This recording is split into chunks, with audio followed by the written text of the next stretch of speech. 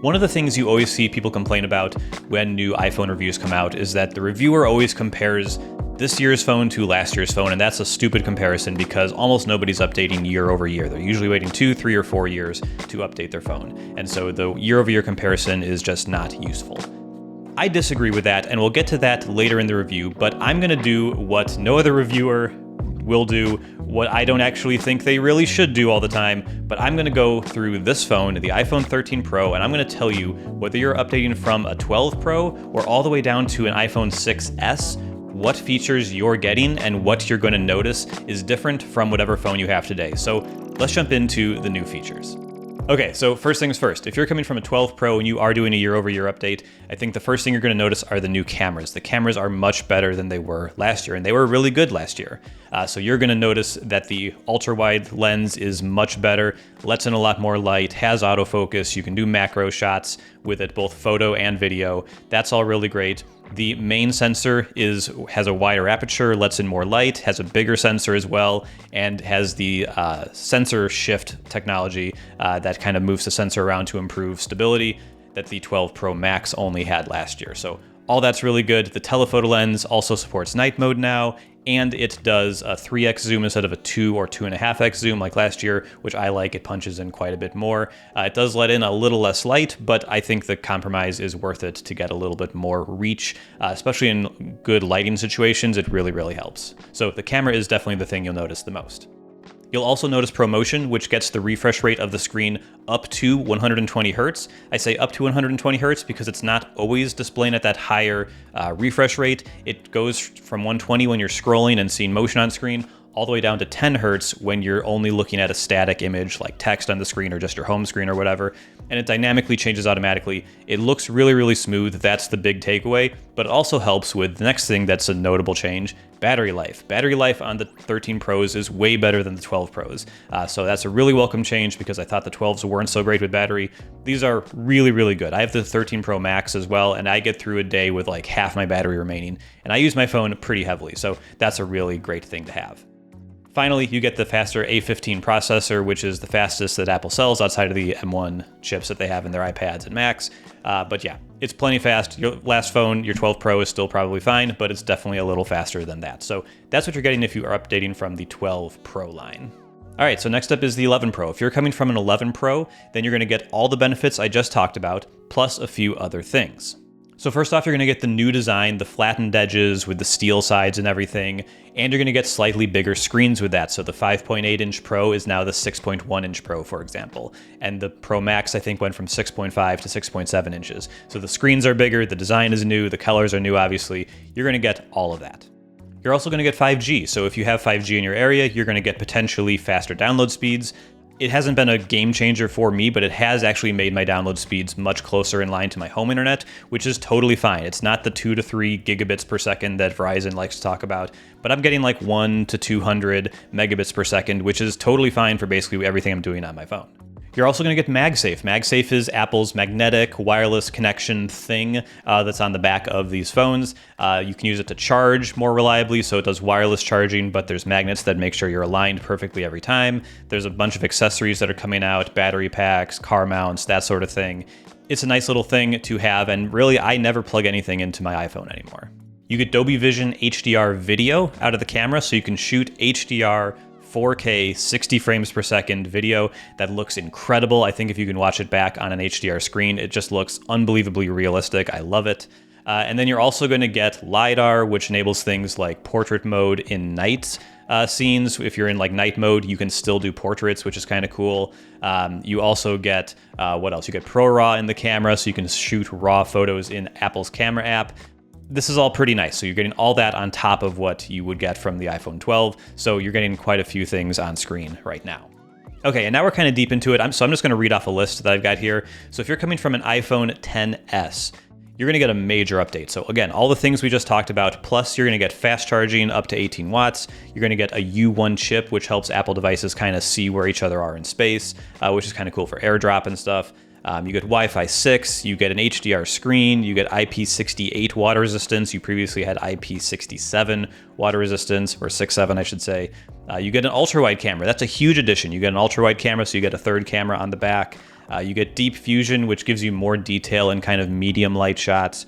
You get audio zoom. I totally forgot about this one, but basically when you're shooting a video on the iPhone, it's going to like find the subject and is going to try to focus the audio capture from that subject and not the stuff that's around it. So that's a pretty cool thing. I totally forgot that was a thing, but that does make audio for videos that you shoot a little better.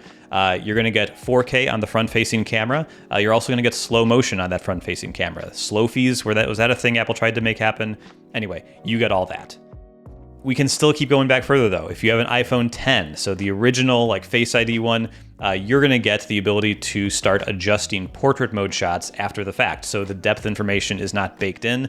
You can actually go ahead and change how much the focus is done. You can remove the fake blur all on your own. That's really cool. You get stereo audio in video. So when you turn your phone sideways and start watching it, you get stereo audio now. And you're going to get an eSIM option. So you still have a physical SIM. That's going to be like right here. But if you want to do an eSIM, if your carrier supports it, you can do that, which is kind of cool as well. I still use the physical one just because it's easy to just get a new phone, pop it in, and you're good. So 3 more phones to go. We got the iPhone 8, which is now we're into the world of pre-notch, pre-Face ID phones. So you're going to get Face ID. That's obviously a big thing. No more home button. You're going to get Face ID.